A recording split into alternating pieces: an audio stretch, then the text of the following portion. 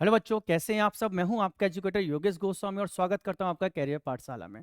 आज मैं आपके लिए बहुत ही बेहतरीन वीडियो लेके आया हूं। आज हम बात करेंगे कि अगर आप एमबीबीएस करने का सपना देख रहे हैं, आप दूसरे स्टेट्स में एडमिशन लेना चाहते हैं, आप दिल्ली या कहीं भी रहते हो और आपका सपना है कि आप कर्नाटक या किसी दूसरे स्टेट में आके अपनी एमबीबीएस कंप्लीट कर पाएं, तो आज मैं आपको बताने वाला हूँ कि किस स्टेट के अंदर कौन कौन से कॉलेज है जिसमें आप एडमिशन ले सकते हो, और स्टेट्स के अंदर जो ओपन सीट्स होती हैं, कितनी सीट्स किस स्टेट के अंदर है और किस तरीके से उनके अंदर अप्लाई कर सकते हो।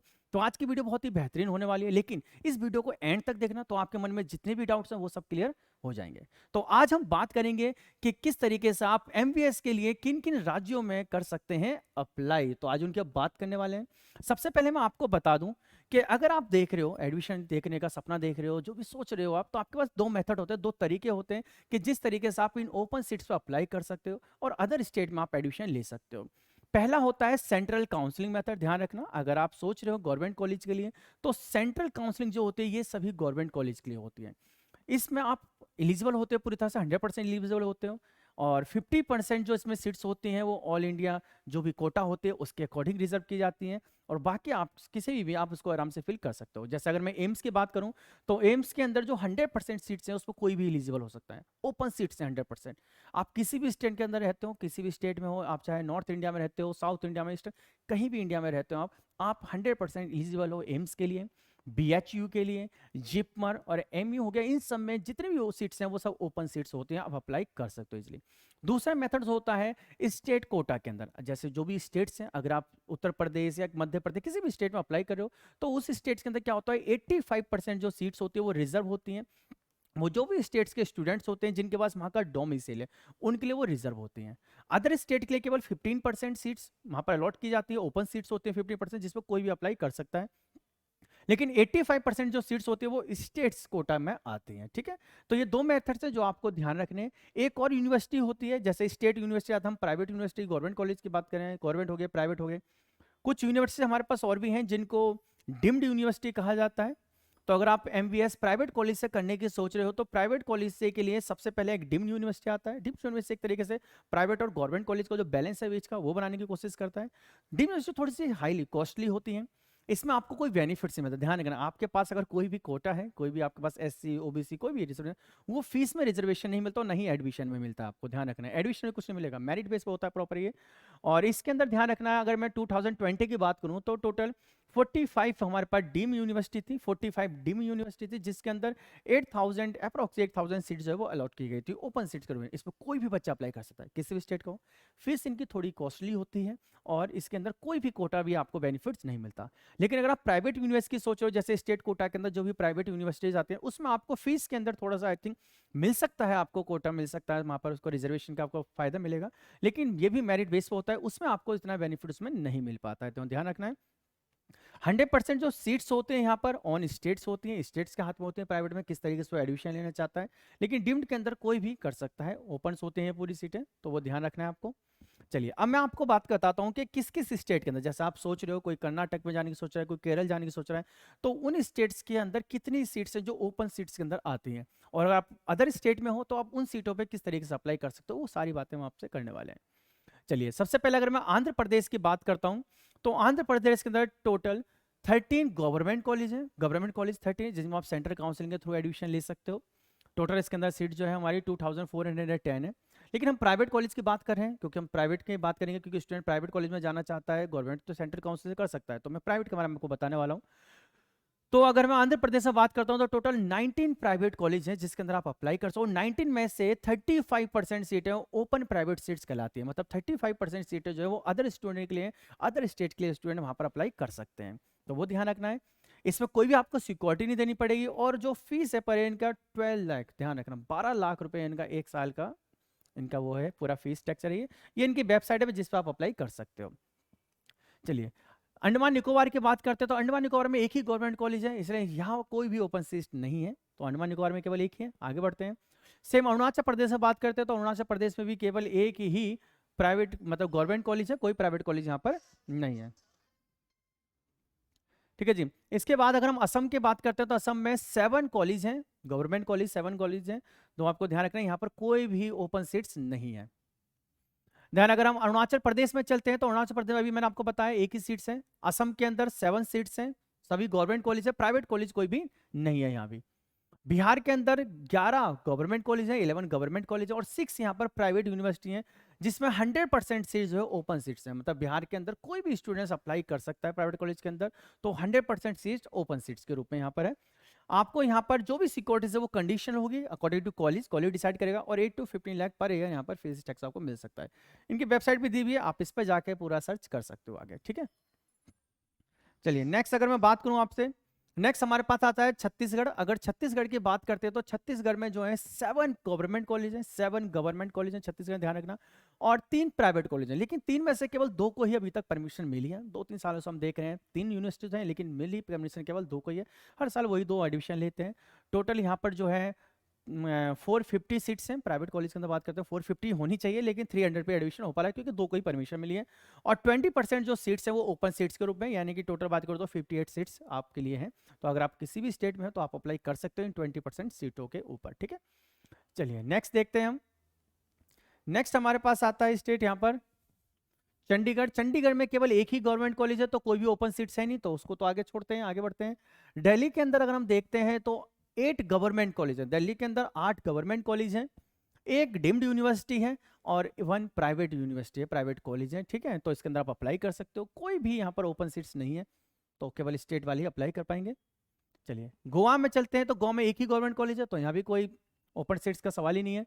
गुजरात के अंदर 9 गवर्नमेंट कॉलेज हैं, एक डीम्ड यूनिवर्सिटी और 12 प्राइवेट कॉलेज है। लेकिन गुजरात स्टेट ने क्या करा है, ये सभी स्टेट अपने डोमिसाइल के लिए ही रखी हैं, इन्होंने कोई भी ओपन सीट्स का ऑप्शन नहीं दिया। मतलब आप गुजरात में जाकर एडमिशन नहीं ले सकते हो अगर आप अदर स्टेट में रहते हो। चलिए हिमाचल प्रदेश में देखते हैं, तो हिमाचल प्रदेश में एक प्राइवेट कॉलेज है जो आपको ऑफर देता है 44 सीट्स पे आप अप्लाई कर सकते हो। तो यहाँ पर 44 सीट्स पे आपको अप्लाई करने का मौका दिया जाता है। हरियाणा के अंदर 5 प्राइवेट कॉलेज है, जिसमें 35% सीट है वो ओपन सीट्स के रूप में। अगर आप अदर स्टेट में तो आप उस पर एडमिशन ले सकते हो, 35 सीट्स आपको एज ओपन सीट्स मिल जाएंगे। जम्मू कश्मीर में एक प्राइवेट यूनिवर्सिटी, लेकिन कोई भी ओपन सीट नहीं है। झारखंड में कोई भी प्राइवेट कॉलेज नहीं है, केवल एक डीम्ड यूनिवर्सिटी है और 7 गवर्नमेंट कॉलेज है। कर्नाटक, कर्नाटक में बहुत सारे बच्चे, देखो ज्यादातर बच्चे ना कर्नाटक जाना चाहते हैं क्योंकि कर्नाटक की एमबीए बहुत अच्छी है, अच्छा वहाँ का रेट है, एजुकेशन अच्छा है, वहाँ का सिस्टम अच्छा है उनका। 35 वहाँ पर प्राइवेट कॉलेज है, ध्यान रखना 31 प्राइवेट कॉलेज है वहाँ पर, और 10 to 15% जो है वो ओपन सीट्स है वहाँ पर, जिस पर आप अप्लाई कर सकते हो। 10 to 15 ध्यान रखना। बहुत सारे आपको फेक कॉल भी आएंगे कर्नाटक के नाम से कि हम आपका डायरेक्ट एडमिशन करा देंगे, तो किसी पे बिलीव मत करना। एडमिशन का केवल एक ही मेथड है, वो है काउंसलिंग, तो वही सबसे अच्छा है और वही बेस्ट माना जाता है, ठीक है। तो आप केवल उसी के थ्रू आप कॉलेज के अंदर एडमिशन लेने की कोशिश करें। कोई भी ऐसी कॉल आए आपको कि हम आपका डायरेक्ट एडमिशन कराते हैं, देखो ध्यान रखना कभी भी एमबीएस में डायरेक्ट एडमिशन नहीं होता है, तो उनकी बातों में बिल्कुल भी नहीं आना है, काउंसलिंग के थ्रू आपका प्रोसेस पूरा अपनाना है। चलिए केरल की बात करते हैं, तो केरल के अंदर 20 प्राइवेट कॉलेज और 15% सीट एज ओपन सीट है, तो आप इसके अंदर अप्लाई कर सकते हो। महाराष्ट्र में टोटल 28 प्राइवेट कॉलेज हैं और जिसमें आप 15 सीटों पे जो है अप्लाई आप कर सकते हो, ओपन सीट के ऊपर 15 सीटें हैं। चलिए मध्य प्रदेश के अंदर 9 प्राइवेट कॉलेज हैं। देखो ध्यान रखना, मध्य प्रदेश में 9 प्राइवेट कॉलेज हैं। ज्यादातर राजस्थान वाले बच्चे यहाँ पर अप्लाई करना चाहते हैं, लेकिन उन्होंने क्या करा है, उन्होंने फर्स्ट राउंड में ना ओपन सीट्स क्लोज रखी हैं। मतलब फर्स्ट राउंड में केवल वही बच्चे यहाँ पर अप्लाई कर सकते हैं जो मध्य प्रदेश के, जिनके पास उनका डोमिसाइल है। सेकंड राउंड से अगर सीट बचती हैं तो ये अदर स्टेट को भी अप्लाई करने का मौका देते हैं, फिर स्टूडेंट यहाँ पर अप्लाई कर सकते हैं, तो अदर बाद में देते हैं, लेकिन फर्स्ट राउंड पर जो है ये सीट उसको वैकेंट रखते हैं, ठीक है। मणिपुर में बात करते हैं, कोई भी प्राइवेट यूनिवर्सिटी नहीं है, आगे बढ़ते हैं। मेघालय में भी कोई भी प्राइवेट यूनिवर्सिटी नहीं है। उड़ीसा के अंदर 2 प्राइवेट यूनिवर्सिटी, लेकिन कोई भी ओपन सीट वहां पर नहीं है।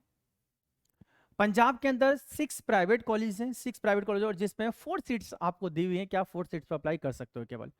पांडुचेरी के अंदर 3 प्राइवेट कॉलेज हैं और उसमें आप 110 सीटों पे ओपन सीट्स हैं, उस पर आप अप्लाई कर सकते हो। राजस्थान में 8 प्राइवेट कॉलेज हैं, जिसमें कोई भी वैकेंट प्राइवेट सीट जो है नहीं है। अगर बाई चांस रखती है तो तब देखेंगे उसका क्या करना है, फिलहाल ये कोई भी मौका नहीं देता ओपन सीट का। सिक्किम के अंदर एक ही प्राइवेट कॉलेज है और उसके अंदर तो 15 to 70 सीट्स जो है वो अदर स्टूडेंट्स के लिए, जो अदर स्टेट के स्टूडेंट वो वहाँ पर अप्लाई कर सकते हैं। त्रिपुरा में केवल एक ही है, एक ही प्राइवेट कॉलेज है और उन्होंने 20 सीट जो है वो अलॉट की हैं एज ओपन सीट, क्या अदर स्टूडेंट्स पर अप्लाई कर सकते हैं, जिसमें से जनरल कैटेगरी के लिए 11 सीट है, एसटी के लिए 1, एससी के लिए 3 और ओबीसी के लिए 5 सीट्स उन्होंने अलॉट की हैं। तमिलनाडु में 17 प्राइवेट कॉलेज हैं, 70 प्राइवेट कॉलेज में आप अप्लाई कर सकते हो। 35% सीट जो वो कैटेगरी बी के स्टूडेंट को दी हुई है, जो उस पर अप्लाई कर सकते हैं। एंड 12 and 50 lakhs यहाँ का पूरा पैकेज है इनका 1 ईयर का, और कोई भी सिक्योरिटी आपको सबमिट नहीं करनी पड़ेगी। सेम तेलंगाना में यही केस है। तेलंगाना में 23 प्राइवेट कॉलेज हैं जिसके अंदर कैटेगरी बी वाले स्टूडेंट के लिए 15% यहाँ पर आपको ओपन सीट्स मिली गई हैं जिस पर आप अप्लाई कर सकते हो। तो 35 सीट्स यहाँ पर एज ए ओपन सीट्स हैं। उत्तर प्रदेश में 30 प्राइवेट कॉलेज और आप सभी कॉलेज में अप्लाई कर सकते हो। 100% यहाँ पर ओपन प्राइवेट सीट्स हैं। बस यहाँ पर सर ध्यान रखना थोड़ा सा कि जो भी उत्तर प्रदेश के कॉलेजेस में आपको फर्स्ट काउंसलिंग से पहले एक सिक्योरिटी 2 लाख रुपए की सिक्योरिटी आपको सबमिट करनी पड़ती है। 2 लाख रुपए की ध्यान रखना। अगर आपने कोई भी आपको सीट मिल गई और बाई चांस आप नहीं लेते हो तो आपके वो 2 लाख रुपए वहाँ पर सिक्योरिटी जो है जब्त कर ली जाएगी। तो उसको थोड़ा सा सावधानी से करना है। और क्योंकि 2 लाख रुपए पहले ही देना पड़ता तो यहाँ पर बहुत ज्यादा मौका होता है आपके पास एडमिशन मिलने का, तो चांस ज्यादा बढ़ जाते हैं। उत्तराखंड के अंदर 2 प्राइवेट कॉलेज हैं जिसमें 50% सीट एज ओपन सीट है जहां पर आप अप्लाई कर सकते हो। वेस्ट बंगाल के अंदर 6 प्राइवेट कॉलेज हैं, 35% आपको दिया हुआ है एज ओपन सीट जिसमें आप अप्लाई कर सकते हो। तो ये सभी स्टेट्स थे जिनके हमने डिफरेंट कॉलेज देखे किस तरीके से प्राइवेट कॉलेज में कितनी कितनी सीट्स जो है एज ओपन सीट्स है जिस पर आप अप्लाई कर सकते हो। तो अगर आप सोच रहे हो तो उनको अच्छे से देख सकते हो आप। अब कुछ टिप्स आपको मैं बताने वाला हूँ। अगर आप सोच रहे हो कि आपको दूसरे स्टेट जाना है और आप मन बना चुके हो, ठीक है, तो कुछ टिप्स आपके लिए हैं। काउंसलिंग से पहले कुछ बातें आपको ध्यान रखनी चाहिए क्योंकि आप इन बातों को ध्यान रखो तो आपको उसका बेनिफिट्स मिलेगा। जैसे कि अगर मैं बात करता हूँ लिस्ट की, सबसे पहली लिस्ट जो आपको ध्यान रखनी है, आपको सबसे पहले ना कॉलेज और जो उनके स्टेट्स हैं, जो भी स्टेट्स है उसके जो कॉलेज है उनकी लिस्ट बनाओ कि किस स्टेट के अंदर कौन कौन से कॉलेज आपको चाहिए। सबसे पहला काम आपको ये करना है। देन जो भी काउंसलिंग प्रोसेस है पूरा आपको नॉलेज होनी चाहिए, उसको सही से देखना है कि किस तरीके से काउंसलिंग की जाएगी, कब फर्स्ट राउंड सेकंड राउंड कब होगा, वो सारी चीज आपको पता होनी चाहिए। ध्यान रखना कोई भी डायरेक्ट एडमिशन का मेथड नहीं है, केवल काउंसलिंग जो है वही बेस्ट मेथड माना जाता है। तो काउंसलिंग के थ्रू आप एडमिशन लें तो बेस्ट मेथड माना जाएगा और आपका पैसा भी बच जाएगा। ठीक है, ध्यान रखना है। आपको एक नजर बनाए रखनी है स्टे मॉप अप राउंड, जो भी मॉप अप राउंड होता है वहां तक आपको जाना है, उसमें नजर बनाए रखनी है क्या क्या प्रोसेस चल रहा है, तो उससे आपको बेनिफिट्स मिलेगा। और जो भी एक बैलेंस आपको रखना है, जो भी गवर्नमेंट कॉलेज है, प्राइवेट कॉलेज है, डीम्ड यूनिवर्सिटी, उनके बीच में एक बैलेंस आपको बना कर रखना है कि किस तरीके से अगर आपको बाई चांस गवर्नमेंट कॉलेज की सीटें मिलती है तो आप प्राइवेट कॉलेज पे भी अप्लाई कर सकते हो। तो हर चीज़ का बैलेंस रखना है आपको। गवर्नमेंट पॉलिसीज क्या है, कोई भी कोर्ट के डिसीजन आ रहा है उस पर भी आपको एक नजर रखनी है, क्योंकि बहुत सारी यूनिवर्सिटी ऐसी क्या है कि कोर्ट इन पे स्टे ऑर्डर लगा देता है, उनको रोक लगा देता है, लेकिन बाई चांस आपने वहाँ सीट के लिए आप सोच रहे हो और आप 2 सीट आपको मिल चुकी, आपने वो भी छोड़ दी है, तो आपको वहाँ पर लॉस हो सकता है। जो भी फीस स्ट्रक्चर है, हिडन चार्जेस होता है, इसको भी थोड़ा सा माइंड में रखना है, पूरी नॉलेज रखनी है। और टाइमिंग बहुत ज़्यादा इंपॉर्टेंट है, ध्यान रखना। काउंसलिंग में टाइमिंग बहुत ज़्यादा इंपॉर्टेंट है, तो टाइमिंग को बड़ा ध्यान रखना है। अगर कोई भी ऐसी अपॉर्चुनिटी है तो उसको मिस नहीं करना है, ठीक है। जो भी डिफरेंट और पैरल शेड्यूल्स हैं उन पर डिफरेंट नजर रखना है। हर एक स्टेट का अपना अपना मेथड होता है, उत्तर प्रदेश का अलग है, हर एक स्टेट अपने अकॉर्डिंग चलता है, तो आपको हर एक स्टेट पे नजर रखनी है कि क्या प्रोसेस वहां पर चल रहा है।